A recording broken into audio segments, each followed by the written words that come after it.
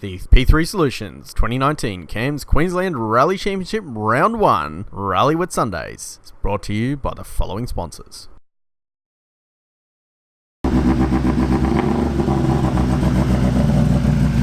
Ladies and gentlemen, it is time for Rally Scrutineering.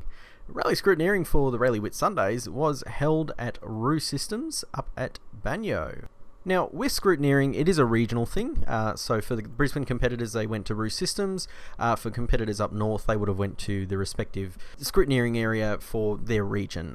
So it really varied on where they went, unless other arrangements had to be made. And the important reason why we do scrutineering is, of course, to ensure that all the cars are compliant, they're safe, and to make sure the drivers haven't missed any little things here and there that could become a safety issue.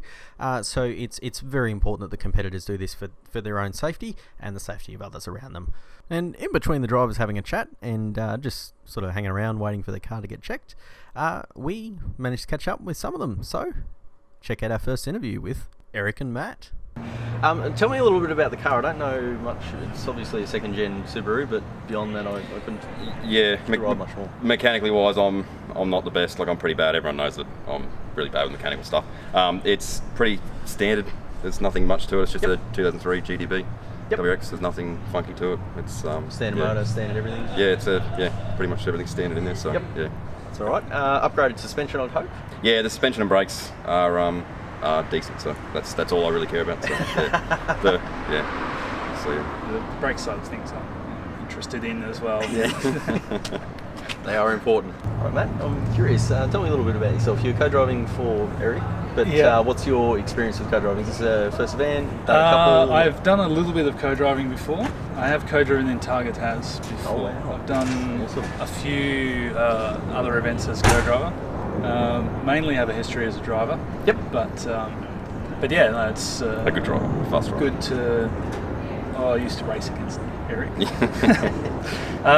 But it's good to jump in the other side of the car. I quite enjoy co-driving. Yep. And that side of things, and looking to help Eric, do well in the QRC and see what we can go from here. All right, guys. Thank you very much. We'll catch you up there. No worries. Thank you. Our next guest was Ray. Alrighty, guys. So I'm here with Ray. Now, Ray, doing QRC. I don't know much of your history. Is this first for QRC? You've done a few of them. What's 2017, we did the full novice QRC. Yep. We came second for the first 3 rallies, so I was leading the championship, and there was a couple of guys behind me, and then the last 3 events I had DNF, so I ended up third in that championship, I guess, and I had a fire at the World Rally.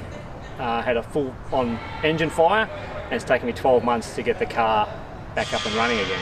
Good Lord. So test and tune month and a half ago went pretty well, apart from a fire inside the car this time, which we put out pretty quick, but I had to take the whole inside the car apart again to get rid of the extinguisher residue, which was awesome fun. And so I got it ready for this year to run novice. Have another crack 2019, yeah. So I haven't run the car for a year, basically, really.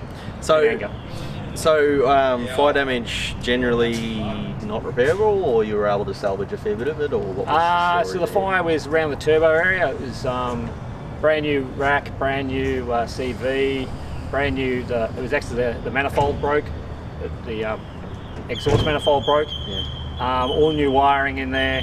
There was a lot. That's almost a full rebuild. Yeah. I took the whole engine out and Yep. had to get rid of all the fire extinguisher residue off the engine block and that kind of stuff. It was alright. And then inside we had a fire in the in the demister, which little 12-volt hairdryer I use as a demister. Yeah. Might not be the best thing, but should work. And that caught fire, and I had to take the whole dash out, and there was a lot of melted plastic and everything behind there. So that was the last month I was doing that. It was great fun. So Rally Whitsundays, we're not going to see any fires. No, I've used 3 extinguishers. That should be enough for the rest of my life. Next up is Mr. Rally Chairman himself, Gerard. Now, you mentioned that you haven't really finished a lot of events in the past. Has that been from mechanical, or you've been trying a bit too hard? Combination of both. I mean, it's a brand new car. I built it from scratch, took it down to bare metal and built it up. So there's a lot of development goes into that sort of thing. So we had the usual sorts of teething problems that go with that. Our pace improved as I got familiar with the car, and so a few little incidences where I've bent a few panels here and there. But that's rallying. If you're not bending things, you're not trying hard enough. But as I said, it's a great car. It's really nice to drive. The reliability is good. We are trying to go hard, so these things happen. But like I said, I think I've done enough work with Murphy. It's time to have a good run now. So there we go with that. Fantastic. All right, Gerard. Thank you. Pleasure, mate, and hope to see everyone up at Whitsundays and enjoy the event. Last but not least, we had Michelle and Brad. And just one last thing, Michelle. I remember you were, obviously, you've co-driven for a long time. Mm-hmm. Now, pace-noted versus blind. Yes. What's the difference for a co-driver? Is it less work doing a blind rally versus doing a pace-noted one, or is it actually... I think there's a lot more teamwork in a pace-noted event. Yep. You seem to gel better, and there's a lot more for a co-driver to do.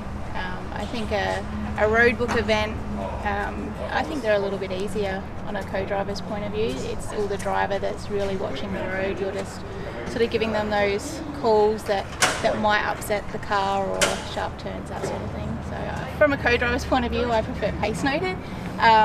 But for me as a driver at this point, I actually enjoy the blind events because it's teaching me to read the road a lot better. So, yeah. You excited, bro? Yeah, looking forward to it. It's such a beautiful area. Really looking forward to getting up there. Any kilometres I can get under my belt, I'll take.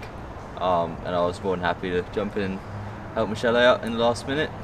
So yeah, looking forward to it. That's fantastic, man. So with your co-driving experience, what have you done previously? I've done only 2 QRCs. Okay. And I've done 2 KCFs, and I competed at the Arctic Rally in Finland in January this year. Yep. But so, although I've only been competing for about 10 months now, I've managed to put in quite a few events during that time period. All right. Well, fantastic. Thank you for your time. Thank We'll you. see you up there. Cheers. Thank you. Thank you so much for watching, guys.